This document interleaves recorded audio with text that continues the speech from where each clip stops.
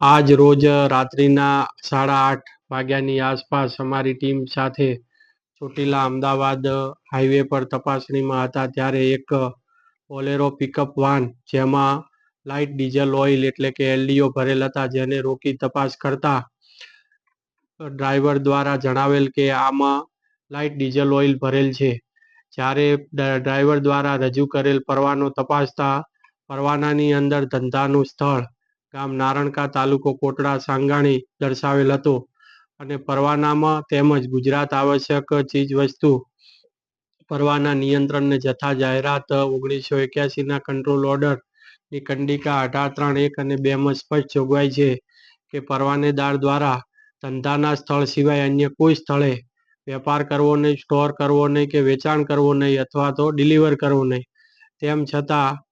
આ કામના જયદીપભાઈ રસિકભાઈ વઘાસિયા કે જેઓ નારણકા કોટડા સાંગાણી ખાતે પરવાનો ધરાવતા હોવા છતાં જુદી જુદી જગ્યાએ પિકઅપ વાનમાં પરવાનો સાથે રાખી અને ધંધો વેચાણ કરતા હોય, પરવાનાનો મોટા પાયે દુરુપયોગ કરતા હોય, ગાડીની અંદરથી મળેલ 11 બેરલ